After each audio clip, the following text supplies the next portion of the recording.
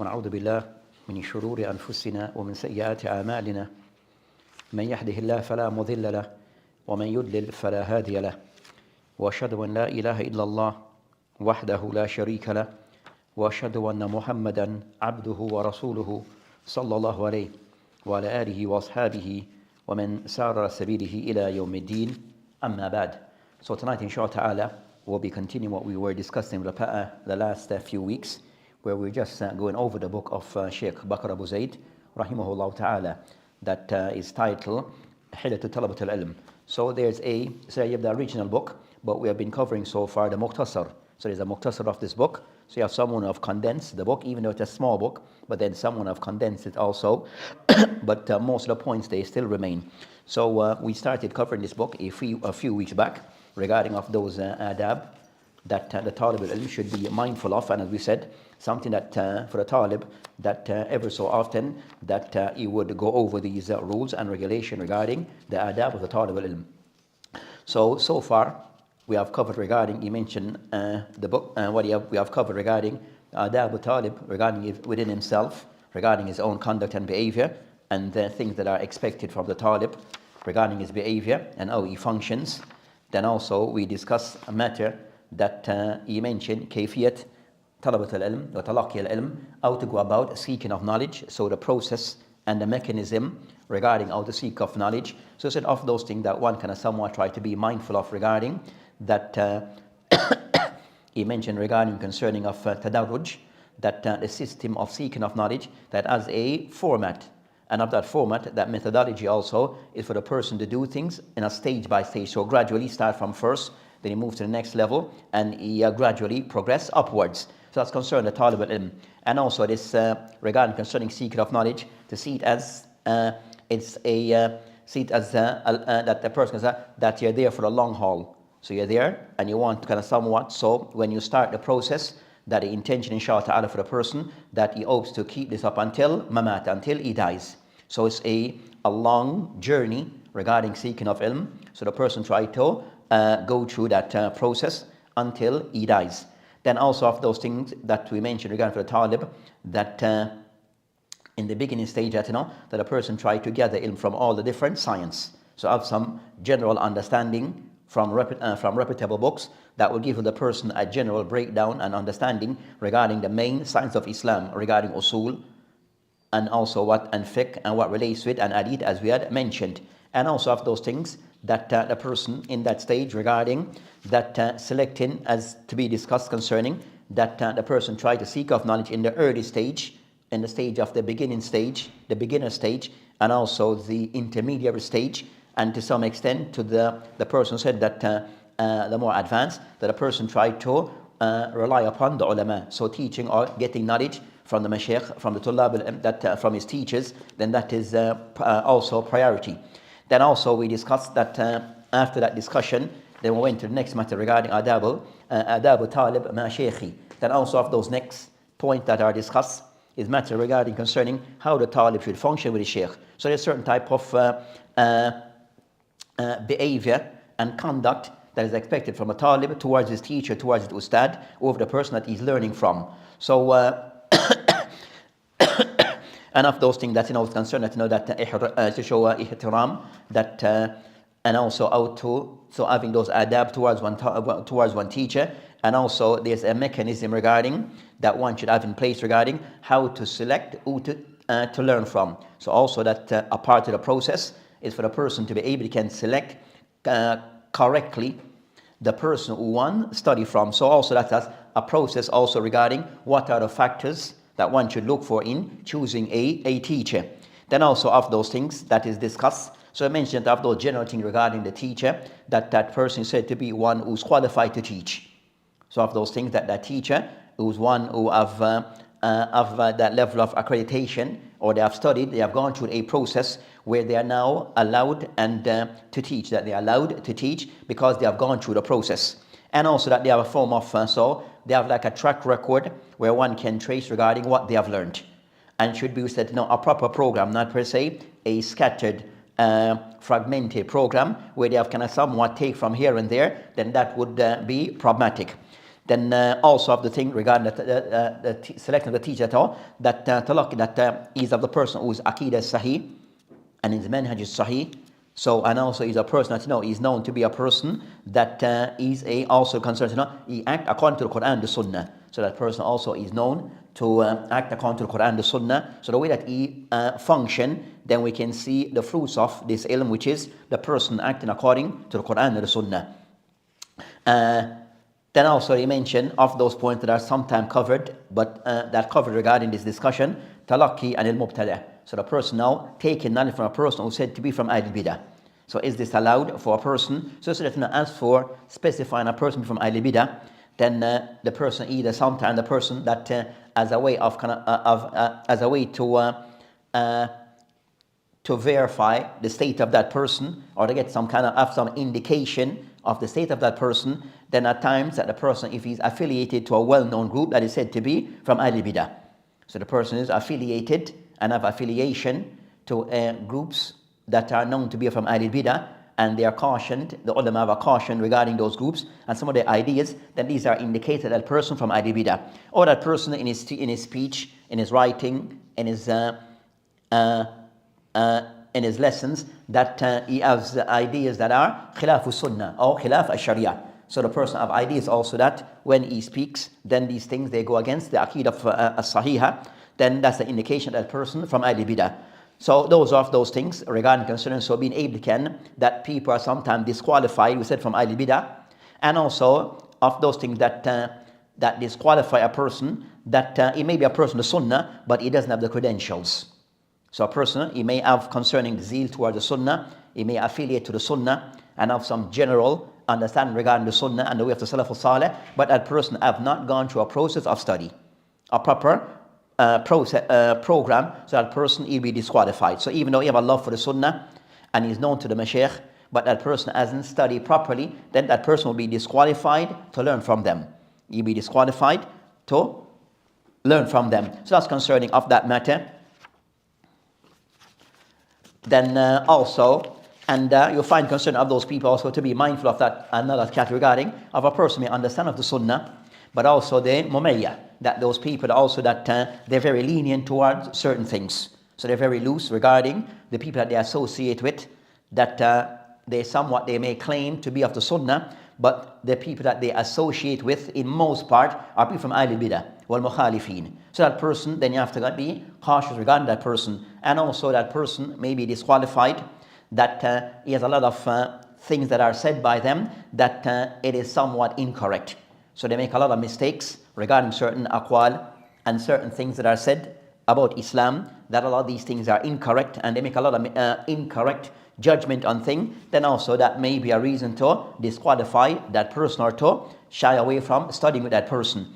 Then he mentioned, the author rahimahullah ta'ala, that regarding concerning adab talib fi hayatihi al-ilmiyya, then he discussed the next matter regarding how that talib function regarding how he goes about concerning seeking of regarding concerning matter relating to ilm, regarding concerning knowledge. So the person how he function regarding seeking of ilm and functions as a talib. So the talib then he functions, and then also how to prepare himself. So we had discussed concerning different matters regarding that point. Then the point that we had ended with, and to pick up on inshallah ta'ala today, is the point that he mentioned regarding, which will be the next one regarding concerning tahalli bil amal. That also of those things that he mentioned, the 6th point in this risala, that the author rahimahullah ta'ala, he mentioned at-tahalli bil amal, that of those things that is the objective of ilm and the thamarat of ilm, that a person then he act according to what he has learned. So for the talib, it's imperative that for the talib that he becomes an example for others and to show the sign that he has learned. And this is by the person he act according to what he have learned. So of those things he mentioned regarding concerning that you have no alamat ilm al-nafi', that you can see that the signs of a person of beneficial knowledge, and that is based upon how the person function regarding what he has learned. Then he mentioned zakatul ilm, and of the zakatul ilm that the person also that you give your zakat of ilm, that a person he gives back some of what he has earned, what he has learned. Then the Shaykh, he mentioned regarding of those things, regarding the hayat, concerning with the Talib al-Ilm, that the discussion will after regarding, he discussed concerning Qiwam al-Maktaba, that also for the Talib, that he should have a love, as he mentioned also, Gharam bil Kutub, that concerning Gharam bil Kutub, that the Talib have a love and a passion for books. So today you might find that, so the general concern, the person have a passion regarding books. The traditional form of love for books, that it is by way of hard copies. Now today we have electronic copies of books. That's the next matter. But as for Talib al-Ilm, that you have a general love for books, and also trying to gather those books that he needs regarding his trade, or regarding the trade of Talabat al-Ilm. So the next of the thing that he discussed, which will be the point that follows after, we mentioned Qiwam al-Maktaba, where the Talib, he can somewhat establish a Maktaba. So that will be an awi ta'amal mal kutub, and he function with those books. So for the Talib, of those things that is that will be a part of the life of the Talib al-Ilm, that you will have a Maktaba, that you have a relationship with book. So you'll have a relationship with books, and that will be, inshallah ta'ala, our discussion. So said of those things, that will be a normal expectation regarding the Talib al-Ilm, that he has a Maktaba. So he has a library. So the Talib al-Ilm, that he'll have a library. As for the size, it may vary from one person to another, but he will have a Maktaba. So that will be concerned that his work tools, as they were free, it will be his work tools, will be his Maktaba, his books.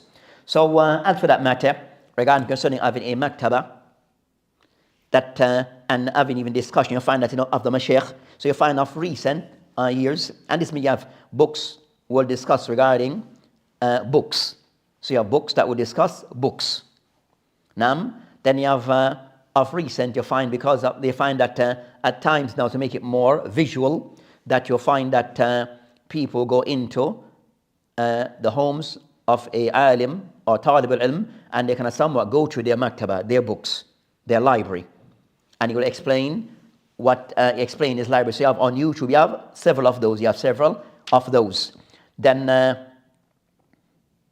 so you have that regarding. So of those things, so you have going to a person maktaba. You have amongst the mashaykh, amongst the Arabs, have done those cases. We might find that there's a video of their maktaba, and them kind of somewhat going through the presenter with their showing their maktaba. So you have that is there.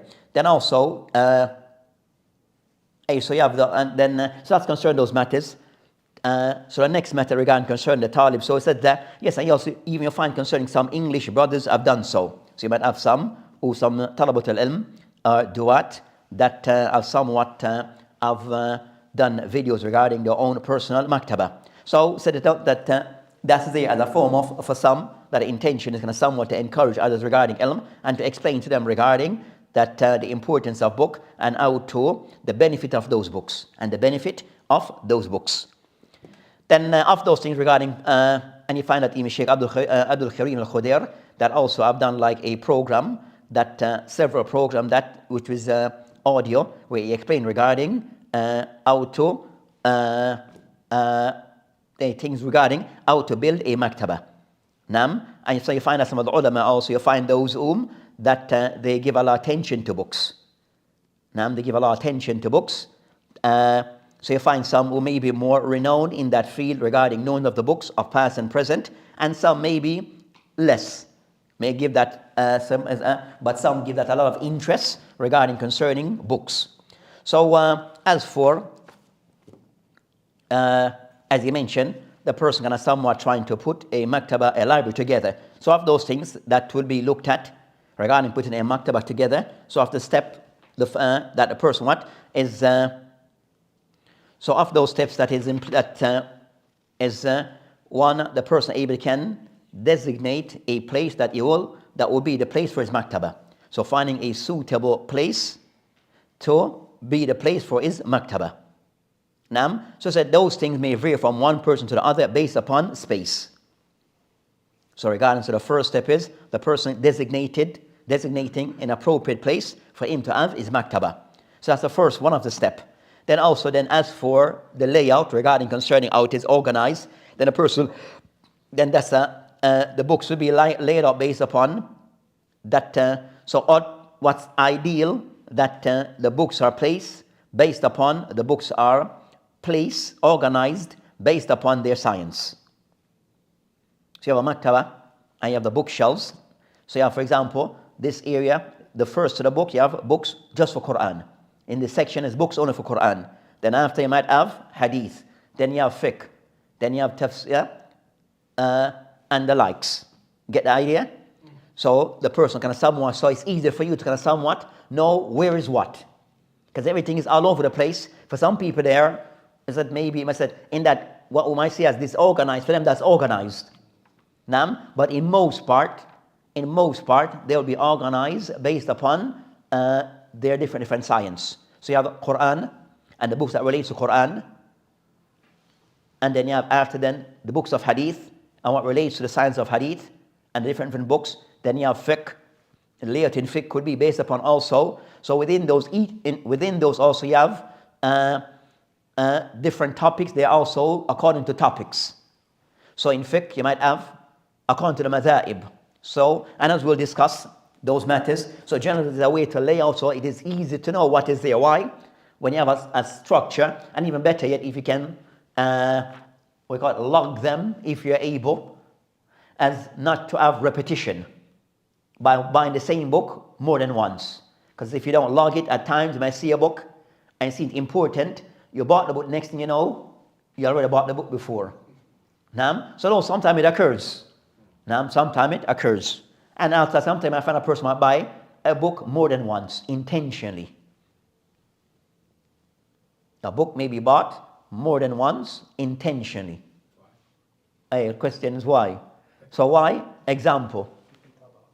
Correct. So for example, a book of, give a book, Ibn Kathir. Tafsir Ibn Kathir. Now you might have different tabaat, different prints. So different prints at times maybe, it could be the same book Ibn Kathir. And for example, you find 5 different individuals have done work on the book of Ibn Kathir. There are 5 different, we said editing. So 5 different people went and did some work in Ibn Kathir. So initially they might buy the first print that came out 20 years ago. Then the one who come out 5 years after that one say my print is better than the one before. Then and they have the same thing. So everyone the one who came last will always kind of somewhat correct those who before him according to at times. So you might buy that same book many times. When you say print, what do you mean by print? A print is not anything. So himself said no. That particular sheikh he printed Ibn Kathir, and he did his own checking. Then another one came and did the same book, but a different person doing the editing and the checking of the book. But the one who came second, is saying the one who preceded him, number one, I'm going to correct some of his mistakes. You understand? Because of the thing with books, you want the book that have the most accurate print. Accuracy in print also is important. So the information you're reading is accurate according to what the author wrote. So, and also you might find the same book, for example, again, Ibn Kathir. So it said, 5 different people came and did work on it, so you keep buying the same book over and over. Because everyone who comes last claim that he did more to what the person did before, or correct the errors of the person before. So you have those situations. Or the same person, Sheikh Fulan, work on a particular book. The same person. And he printed a book 10 years ago. Right? And it's out of print. And he reprint the book. Or the second edition. So you have the first edition of a book. Then he have done the second edition. The second print. But in the second edition, he is claiming that in the first edition that he did, he made errors. So he's going to correct his own errors. Or sometimes, the reason of this, that he might have, for example, when he did that particular book, that was the book that he did, that he had, for example, the book was a manuscript book, manuscript. So he had 5 manuscripts that he worked with on for that particular book. Then later on, years after, he found 5 others. So now he has, for the same book, 10 different manuscripts. So initially he had 5, then later on he have what? He have found another 5. And you might find that in those other 5, things that needs to be again added, that was missed from the previous ones. So also those are factors. You understand? Those are factors. It becomes problematic. It becomes not problematic. It becomes expensive. You understand? If you have a certain budget, but so you're restricted to. You understand? You make sure you have to get the most accurate. So said in building a library, find a place, the area, designated place, then the layout of the book, and also of those things regarding then what books to choose. And that will be our discussion to come soon. Also the books, so you have what print of the books. That also is important to know which book, which print, as that's also as its own method of how to approach this. Also with books that will be discussed or to be the person to collect, that for the talib, you have books that are called ummahat in every science. So in every science, in every field, you'll have ummahat al-kutub. So in tafsir, you have certain books that are said, we use the word, it's like must-have books. They are crucial books in that science. Important. So they are important books in that science. That for a talib, you should not. That's that if you can afford it, you should have it. Or if you can't, then you have access to it. And in today's life, in today's world, online, but the person, these are books that are ummaat, al-kutub, in every field that a person, either that you're working to get them at some point and should have them. Those books of those ummahat, also they're like in the books that you will buy and put in your library, they'll fall into 4 categories. Books that are said to be muqtasarat, that you would need some books that are small books. We use the word small books or abridged. Then next you have books that are shuru or mutawassit. That these are the books that explain the small books, the muqtasarat. Then they need the mutawwalat. They need those books that goes into many volumes. So you have the beginner books, starting books, the intermediate books, and then you have the books that goes into volumes, the books that are large books.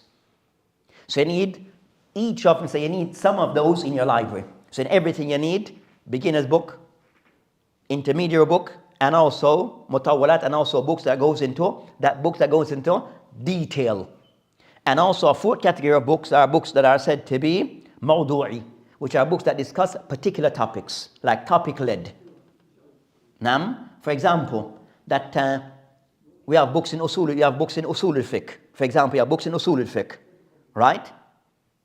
I want to know science of usul al-fiqh.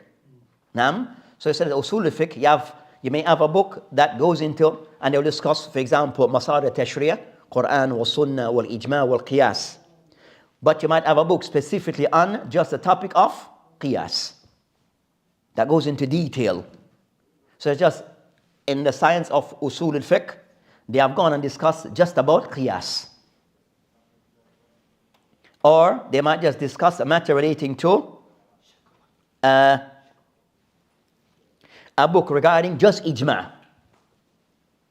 Book just about ijma. So you want also to have those books that are said topic-led, or they're specific to a particular topic. So you might have a book like for example, I have also and some of these of mawdu'i would be especially concerning contemporary issue, because that's your time that you're living in. Clear? So matters regarding, for example, if a book was to come out regarding ahkam al-internet, as an example, social media, which will come out at some point. Someone will write on that topic. We are the person who have gone into the topic in depth and discuss all the different aspects. So you have for the talib, you have a book that you can use as a reference regarding. He has covered as much of the on that topic regarding, for example, ahkam of the use of internet. For example, the book about Ahkam al-Fanadik, about hotel, how to use a hotel. Like a scholar will write. Hey, so like with a scholar, so if a person, a scholar, or talib al-ilm that is strong, you understand, will write on that particular topic. They see, okay, this is a new topic, let me write on it. You understand? Especially we said contemporary matters. But you have books of that type of thing that will be covered before, but just a book just about Salah. Many of those are past and present.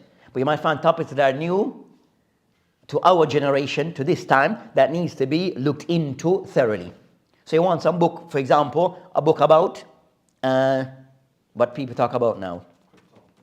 Cryptocurrency. Yeah, so you want, but you want a book from a person who's from a accredited source and person, not just anyone. And what they're saying?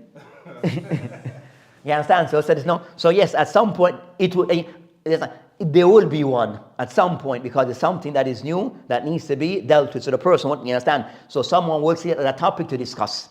So either they go to a university, then university, their PhD, and they might use as their PhD thesis or master thesis, right? Or you might find a research institute that a person will write that and ask them to accredit it for them. Or a person who's an alim may see the topic that needs to be discussed thoroughly, because something has been discussed in all its areas, and they write a paper on it, a book on it. So those books, you need those books also. You need those books also. So books will cover, we said now, Muqtasarat, small books, Mutun, then you have Shuru, book Mutawassit, explanation, then you have Mutawalat, book that goes into detail, vast into detail. Then we have said books that are Mawdu'i, books that are topic-led. So with that, we go to, so that's concerning so instead of contempt, you find that some of the tullah, I said, it's on some mashaykh and some talabatul ilm that they have written books regarding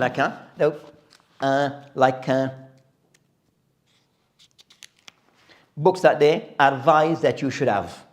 This doesn't mean that everything that is mentioned you need, and they didn't miss anything, but give you a general idea regarding what are the stuff that you should be working with. So give you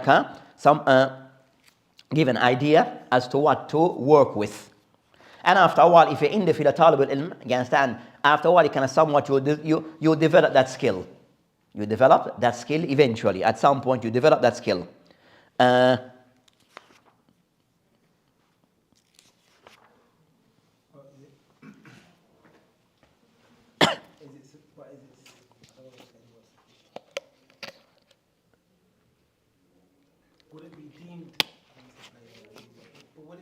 Okay. Would it be deemed okay? Yeah, for a talib al-ilm, to basically not go past muqtasarat. Meaning, in each science, he's grounded in muqtasarat, and as a talib, that's where he wants to. Then that's him. That's him putting that restriction on himself. You understand? So the person, I said before, that a person should have that ulul imma, that he wants to, you understand, reach as far as he can. You understand? So the thing that's not to I finish from I finish with my sheikh, then that's it. You understand? I throw in the hat. No, then you kind of somewhat you build from there. You try to build and reach and try to aim high, as they say. So as for talib,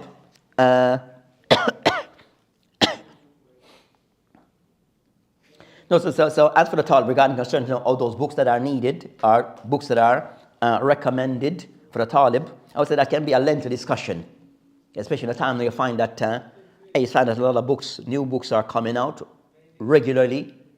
That this is can be a lengthy discussion. So as for some books that we recommend, that is recommended, that are generally known, we said of the books that said Ummat.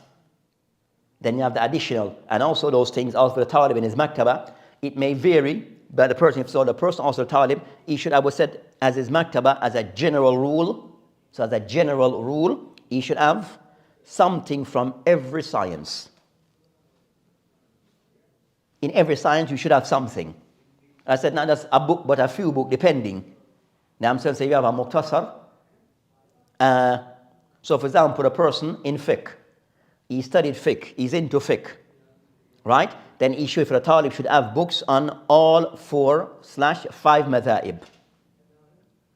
Hanafi, Maliki, Shafi, Hanabila, and Al-Zahiri. As madhab al-Sunnah. So he should have for a talib, even though, for example, he may, for example, if he's whether he's inclined towards a particular madhab or not, he should have books from all the madhahib. On the 3 levels, Muqtasarat, Shuru, and Mutawwalat. That would be the approach. That would be the approach. So you have books in every field. So even though it may be a person of fiqh, he should have some books in hadith, books in tafsir, books in seerah. So have books in all fields. But you might find that in the field that he is more inclined towards, or sees himself more more inclined towards, have a more interest in that field, he may have a larger collection. You understand? So the person inclined towards fiqh, you might find that his fiqh section compared to his hadith section, his fiqh section is huge. But his hadith section is still, though, satisfactory.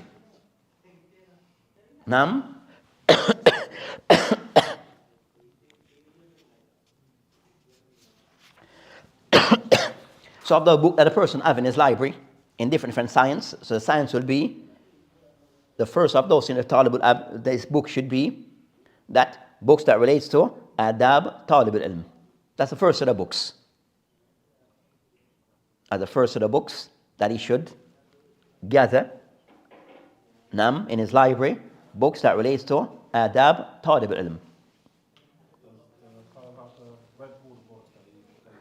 And not necessarily. Because some books are meant for that irregular, the books that are meant to be study books. Books are to be studied. And books that are meant for research. And books that are meant for a specific topic due to, you understand, what you may need from that topic. But for him to read everything in his library, unless he have a library of a few books. You understand? But in general, concern if there's a large library, then it's going to be not likely. But every book that he has, he should have an idea of what is in that book. So before it is placed on the bookshelf, you can have somewhat of a general idea concerning what's this book about. So if you know something may occur, you want to study that matter, you know that I have a book on that topic.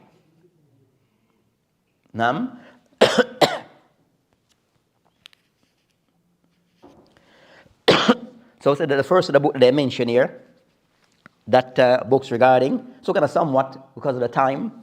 So I mentioned, we said the first of the books will be books relating to adab talib al-ilm. Adab talib al-ilm. So I said that those are the books that you would try to read at least, whether the same book or books of that nature, at least once a year. You go through those particular books regarding adab talib al-ilm. And of those books, you have books of the past, the ulama of the past have written, and also books of contemporary. You combine between both, books of the past and of contemporary. Sometimes I see a person might have a library, and their library is said to be, this is my term, is top heavy. What do I mean by top heavy? Top heavy, they have, yes, important books, but they are books on mutawwalat. They kind of more concentrate on getting these books that come in many volumes. That's what said, books are either books of specialists and high advance, and that person, most of those books, your level will not gain much benefit from those books. Because you have a very it's high level. Your books are high level. Not much of your level. So you find that library is a bit imbalanced.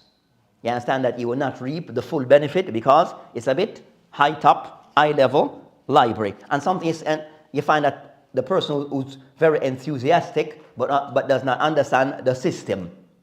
They aim for these big books because when you show the big books, it looks nice. At times the big book is not the thing that you expect. It is a small book that sometimes make the difference. The small book, sometimes that becomes the thing that make the difference. So the mention, so I said the first of the book we said are what? Adab Talib al-Ilm. So I said no, that always on the mark. The next that they discussed, they have many books who said it regarding that topic. So the Talib, he tries to buy, so I said in books gathering, it comes down to space, what space you have to use as much. Yeah? Second, how much finance, your finance as to what you can buy. And third, what's available. Those are the things that you will bear in mind. So the person, the more you can buy, then you understand, alhamdulillah, buy as much as you can. As I said, each book has its own benefit. Each book carries its own benefit. So regarding concerning tafsir, we just mentioned some. Regarding concerning tafsir, so said that the levels of tafsir we said would be the 3 levels. Books that are said beginners. The 4 levels of books of tafsir said beginners. The one that are mutawassit, books are explanation, a little more detail. And then you have mukhtasarat, small books in tafsir, a little more detailed explanation. Then you have the one who said goes into detail. Then we have books that are mawdu'i, which is specific to a particular topic. So I said follow that system in everything else. So regarding tafsir, so you find that concerning of the talib al-ilm, that of the things that will be different if you are talib al-mutamakkin. So talib al-ilm, so you have beginners, they follow the advice of their teacher and the safe route. Only choose, they have to be selective as to what they choose and put in their library. The beginner. As for the one who's mutamakkin, the one who's very strong and the more advanced, then in a sense, the beginners, he stay within the lane of Ahl Sunnah wal Jama'ah, Ahl al-Athar. His books, he stay. As for Ahl al-Bidah, I have nothing to do with him. The books of Ahl al-Bidah, he doesn't buy, he doesn't touch those books, nor have anything to do with those books. He only stick to the book of Ahl Sunnah. As for the person more advanced, then as for that person, then yes, he would have books that fi mukhalafat. You have some books that they might find things that are inside those books that are incorrect, but he can make that distinction because he's of the advanced level. He's of the advanced level. So, beginner's book. So if you're with that, because you have also different madaris amongst the Muslims.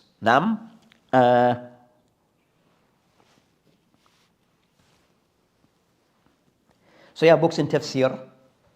You have As-Sa'di, that's also been published in art, translated into English as a beginner book. They said with tafsir As-Sa'di, that he can somewhat concentrate and give you the general meaning. But as for like mufradat, he doesn't explain words, individual words. But a book that is generally considered to be of those ones a beginner. Also they have concerning that a book that is called Tawfiq al-Rahman by Sheikh Ali Mubarak, that Faisal Mubarak, that also is in 2 volumes, but also a good book regarding a tafsir. Then a popular one amongst the people that is said to be Tafsir Jalalain. Tafsir Jalalain, that very small, like explain things very brief, but said someone mentioned that a book for beginners, but in reality it's not a book for beginners. It's not a book for beginners. And also regarding Jalalain, As-Suyuti al-Mahalli, that they are known to be Ash'ari, and they have Ta'wil al-Sifat. They have Ta'wil al-Sifat. So you find many of the Mashaykh al-Sunnah have tried kind of somewhat correct those errors. And we see what those errors from them have been corrected by some, have tried to correct their errors. And you find also mentioned that in books like, so find that Jalalain also have explanations. But most of those who have explained Jalalain, they are also known to be Ash'ari. They are known to be of the Ma'ah of Ash'ariyah in Al-Ittiqad. So you have, so said those books are on explanation, but they'll be for a person who's more advanced. You have Asawi, Hashi Tasawi, Hashi Al-Jamal. These are explanation of Jalalain. They were old, but up to recent, those ones have been recently been printed like, proper prints from like, proper checking or some checking of some degree. Is there anyone that done explanation by Ahlul Sunnah? And you have one. And you have one. Speak on Jalalain? And you have one. I've got the name Tanwir something, but there's one. You understand? So either you find that, so you might have maybe a small one, but you have one about in 4 volumes. Now that explain Jalalain, more concerned, Madhab Ahlul Sunnah. It would be more advice for a student to just get that. Hey, to get that one, if he wants to work with Jalalain, then to get instead. So you have others like Mubarak for others who have done some work around Jalalain. Brief, but an explanation, a more detailed explanation, then that one, Tanwir, I forgot the full name of it. Or if that's the name, but there's one. And maybe a few more, Allahu Alam, but there may be others who have worked on it. So I said no. Then also in line would be Tafsir Ibn Kathir. So Tafsir Ibn Kathir. So you have Tafsir Ibn Kathir, more renowned amongst Ahlul Sunnah. In the Madaris Ahlul Sunnah, that's more taught. Or slash, another book that goes Ibn Kathir will be At-Tafsir Al-Baghawi. What time is Salat? 7:30. Aye.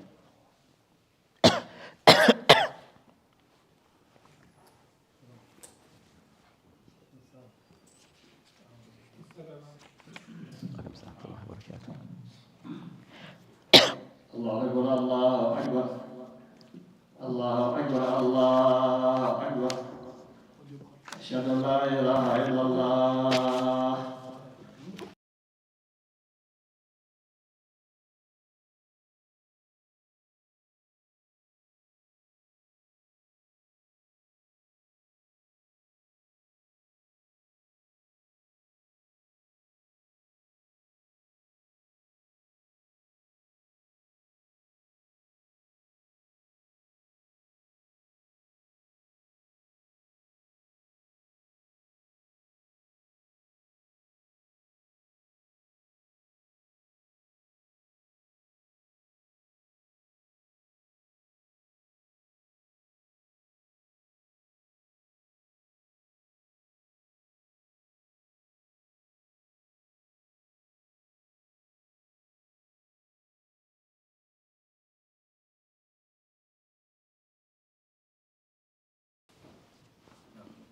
So regarding concerning tafsir, said those of the books considered amongst Ahlul Sunnah, even said some of the Mashaykh Ahlul Sunnah would teach Jalalain. But that's correct, the thing that needs to be corrected within it. That was said now Ibn Kathir, standard book that is taught amongst Ahlul Sunnah. Then you find that for those books who said that said that those who are Al-Ashari or Maturidiyya, in their Madaris, that the books that they rely upon regarding tafsir, as for them, like their reference, or books that will be taught with them. We got the book they call 2 books that they kind of somewhat. They have Jalalain for the beginners, also according to them, they will follow, and also they have a book that is called Tafsir Al-Baydawi. So you have Tafsir Baydawi, that's somewhat popular amongst them, and also Tafsir Al-Nafasi. So those will be their version of Ibn Kathir. So that would be like their version of Ibn Kathir, or that level. So those are the books that, and those books also have a lot of explanations. Those books have have a lot of explanations with them, but that Al-Baydawi wa Nafasi, that they're Ashari.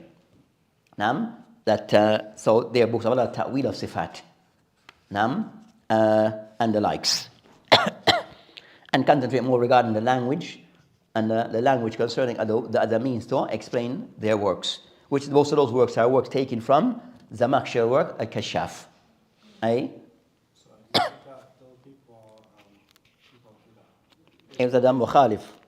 Yeah, is it within the books what they We're talking about books. It's only the name. We're talking about mentioning person name. They're more so regarding their works. But a person also themselves will be of the people said that Ashari. So Ashari will write books in tafsir, and he put his Ashari views on certain matters that are known that these are the matters that the Ashari kind of somewhat they take a different position regarding ta'wil of sifat and the likes. You understand? So you find certain things you have to just be mindful because they give their interpretation of those things in their light, according to their understanding, which will be for us unacceptable. Will be for us unacceptable. Quick question. So if someone that is on Sunnah Mustaqim check the books, for example, do they write in their forward?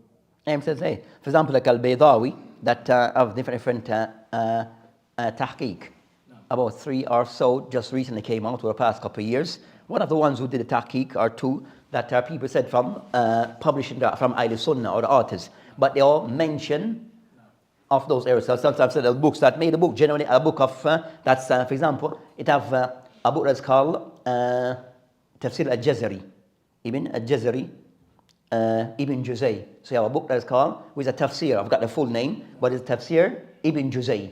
So Tafsir Ibn Juzay also is a recommended book, but also you have something that needs to be corrected. So you find that those that did tahqiq or check in the book, they will highlight, they will mention some of those or try to correct some of those errors. So that sometime is followed.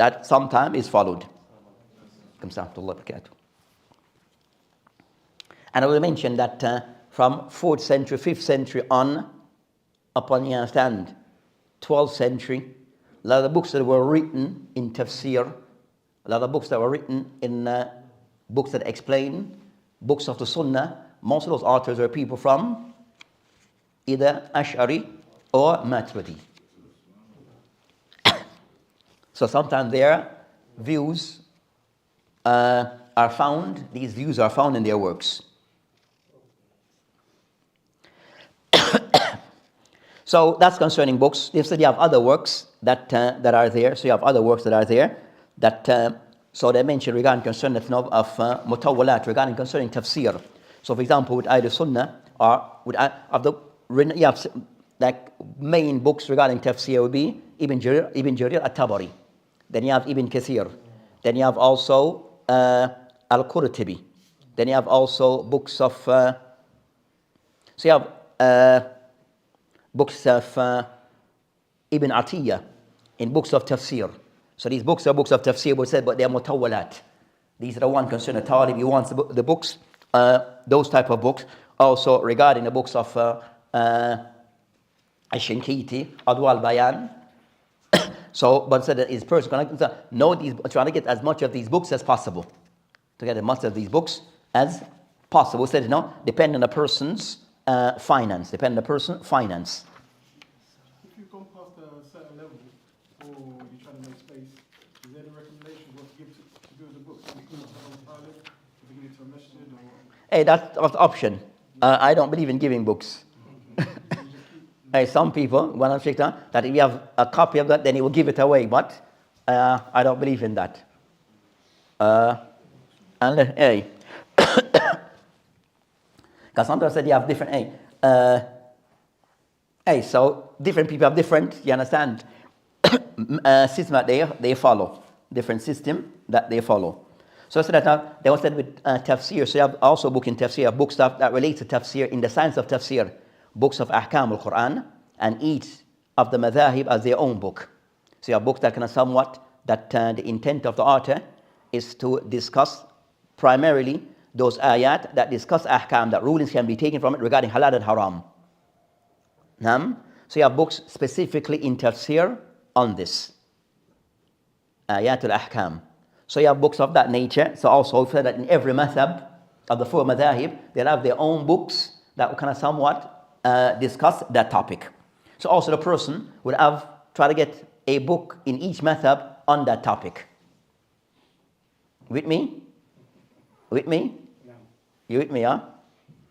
Again? So we said that in tafsir, you have different type of books of tafsir, right? So of those type of tafsir that are there, then you might find that what I call Ahkam al-Quran or Kutub Ahkam al-Quran, where they discuss primarily, they go to only the verses, the main thing, not to discuss every ayah, but to only specifically discuss those verses that are said to be ahkam can be taken from it.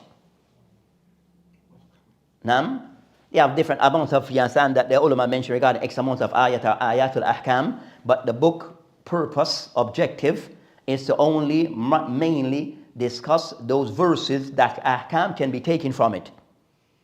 Right? With me now? Yeah. So you find out for every madhab, madhahib meaning madhahib al-fiqhiyya, Hanafi, Maliki, Shafi, Hanabila.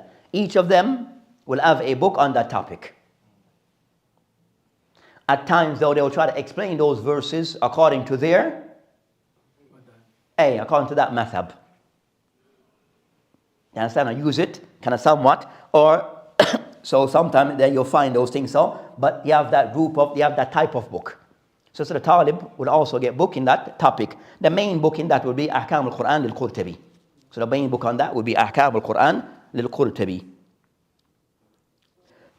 Then you have certain book that is just specific about ihrab, just ihrab of the Quran. So you have different books regarding. Then the next book would be books that are said ulum al-Quran. Okay, so as a talib, is it okay again for him to not maybe buy the books that you're speaking about, of ahkam of each madahib, and because surely scholars have come and there's books where they compile books that speak about all four madahibs within his book. Now he's looked at all four, he's done the work for you, meaning I don't need to spend my money on all four madahibs and buying books, because I could buy this majalla. One book that have all of those four madahib. Yeah, all their aqwal, he mentions them in this majalla.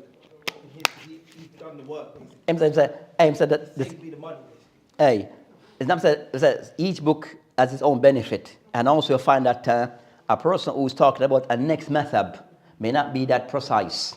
So you want the person who's in that madhab to discuss his madhab because he's more precise. Because something you find a person, like even books in fiqh in general, that when they quote about the person who's Hanbali, in his book, he's mentioned aqwal of the ulama of the Shafi'iyya, the Malikiyya, is not that sometimes as precise. In the thing that you will mention about other madhahib. So you want the madhab explaining, discussing itself from their sources itself. And the works on that type of book, they are still very small. You understand, regarding ahkam, al-Quran, but still effort being made. But that's the thing of getting book from each madhab. Nam. Then we said you have books also on ulum al-Quran. You understand, you have many books that you have the main one concerning at-tahbir lis-Suyuti. So Suyuti have many books. So Suyuti, on that level of ulum al-Quran, you have different books for beginners, and if more renowned books that he has concerning tahbir fi ulum al-Quran by Suyuti, that's in print. And also you have the book called Itqan fi ulum al-Quran, that's considered to be of a masterpiece in that science. So Itqan fi ulum al-Quran is considered to be of one of the main work in that field, which is by As-Suyuti. Then also you have a next book called by Az-Zarkashi. So Zarkashi rahimahullah, he has a book called Al-Burhan fi ulum al-Quran, that also is considered to be, those two considered to be the main works in that field. But you have other books of contemporary, like Zarqani, also a book that is well known. So is getting books who said no in that particular field, and also other books. Also the books of the people of past, and also those are present. So in Ahkam al-Quran or Ulum al-Quran, you don't have as much books of the past as we have today. So is gather everything of the past and then also of the present. Then you have books of regarding Quran itself, books that specific, but that are particular regarding Quran in science. That is no mawdu'i, that they are topic led. Book just about nasikh al-mansukh in the Quran. You have books just specific about nasikh al-mansukh, things that are abrogated in the Quran. There are books just about that topic. You have book concerning Asbab al-Nuzul, book just about the verses that are revealed, what was the circumstance. You have book just about that. So even though in books of the general books of Quran, it will be discussed. But these books more go into detail or gather those matters, particularly on those things. So you understand, you want a quick research, you go back to those sources. And that's what one who said that agree upon the ulama as a part of the science. Anyone to deny it, then that's problematic. For anyone to say regarding the Quran, there is no nasikh al-mansukh, then that is problematic. You understand, the person that they're opening something that is a problem for them. It's a problem for them. So that inshallah, because of time, we'll finish now. Even though I'm going through hadith and all the other section and fiqh and the likes.